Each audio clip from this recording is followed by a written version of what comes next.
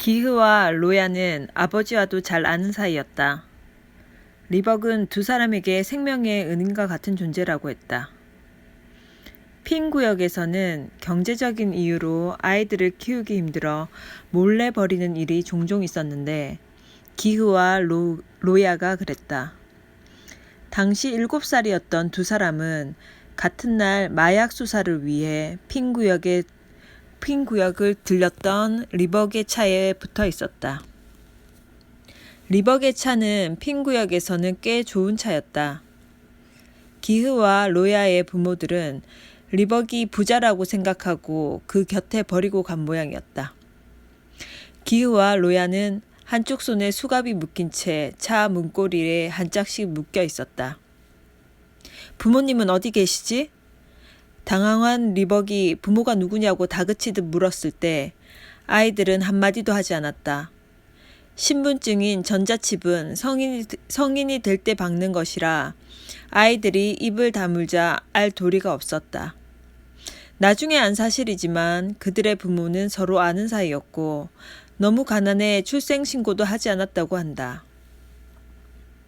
리벅의 차에 아이들을 묶으면서 부모들은 신신당부했다. 너희들 부모는 없어. 누군지도 모르는 거야. 기흐와 로야는 차에 팔이 묶인 채 땅바닥만 보고 있었다. 서로의 얼굴을 마주보기 민망해 발로 땅바닥만 긁어댔다. 로야의 눈에선 눈물이 흘렀고 기흐는 입술을 앙 다물었다. 차로 돌아온 리벅이 당황한 빛을 보이자 아이들은 자신의 팔에 묶인 수갑의 열쇠를 건넸다. 리벅은 수갑에 묶인 채 열쇠를 버젓이 건네는 아이들을 보니 어이가 없으면서도 안쓰러운 마음이 커졌다. 이름과 나이를 물어도 사는 곳을 물어도 아이들은 묵묵부답이었다. 유전자 검사로 부모를 찾으려면 찾을 수도 있었지만 아이들이 버려진 이유는 뻔했다.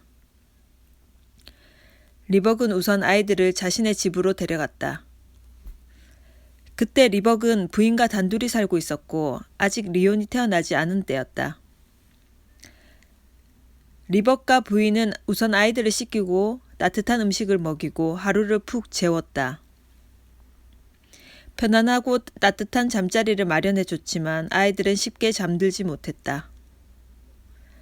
로야와 기흐는 침대에서 서로 등을 돌리고 누워 울었는지 울음을 참았는지 긴 밤을 보냈다. 리벅은 다음날 좋은 생각을 해냈다. 리벅은 아이들을 데리고 친분이 있는 엔터테인먼트 회사로 갔다. 엔터테인먼트 회사에서는 어릴 때부터 훈련을 시킬 수 있는 어린아이를 원했고 사장은 기흐와 로야를 찬찬히 살펴보고는 맡겠다고 했다. 너희들은 버려지는 게 아니야. 훌륭한 사람으로 키워지는 거야. 리벅은 두 아이의 머리를 쓰다듬었다. 둘은 그때부터 춤과 노래를 배우기 시작했다. 둘 다 굉장히 근성이 있었고 소질도 있었다. 리벅은 연습실에 자주 들렀는데 들를 때마다 둘의 실력은 놀랄 만큼 늘어 있었다. 15살 되던 해에 둘 다 탑인에 나가서 우수한 성적을 냈지만 본선에는 진출하지 못했다. 대신 회사에 남아 매니저 일을 계속하기로 했다. 그쯤 리벅의 딸 리온이 태어났다. 리벅이 집으로 초대해 몇 번 보기도 했다. 조그맣고 예쁜 아이였다. 자신들은 받지 못한 축복이었지만 이 예쁜 아이는 계속 축복 속에 자라길 바랐다. 그러던 어느 날 리벅은 꽤 초조한 모습으로 찾아왔다. 자세한 말은 하지 않았지만 이 둘에게 부인과 딸을 부탁했다. 로야와 기흐는 리벅의 불안한 눈빛에 그에게 닥친 위험을 인지할 수 있었다. 그날 밤 리벅은 사라졌다. 로야와 기흐는 그의 가족의 상태를 알아보러 리벅의 집을 찾았다. 집안은 태풍이 지나간 듯 엉망이었다.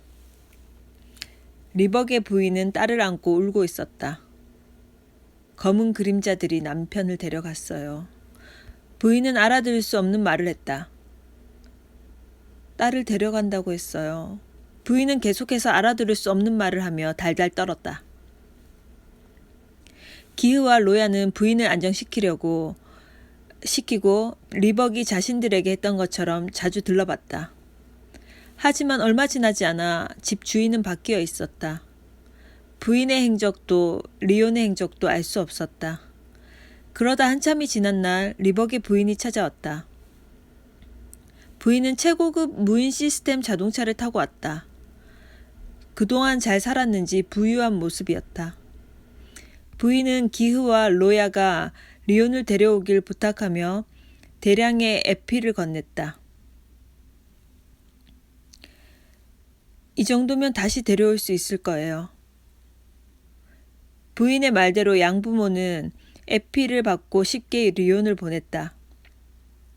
부인은 어떻게 했는지 예전에 살던 고우 지역의 집을 다시 샀다. 부인은 리온을 안고 한참을 울고는 리벅이 남긴 상자를 건넸다. 리온은 오랜만에 만난 엄마가 낯설어서인지 눈도 못 마주치고 땅바닥만 보고 있었다. 부인은 떠나기 전에 상당량의 에피를 기흐와 로야에게 건넸다. 이 정도면 평생 먹고 사는데 문제는 없을 거야. 리온을 부탁해. 끝까지 곁에 있어줘. 부인은 더 할 말이 있는 듯 했지만 서둘러 집을 떠났다. 리온은 엄마가 떠나고도 상자만 붙들고 아무 말이 없었다. 기흐와 로야는 리온의 마음을 알 것 같았다. 자신들의 어린 시절을 다시 겪는 것 같아 리온이 가슴 아프게 박혔다. 둘은 리온에게 많은 애정을 쏟아 키웠다.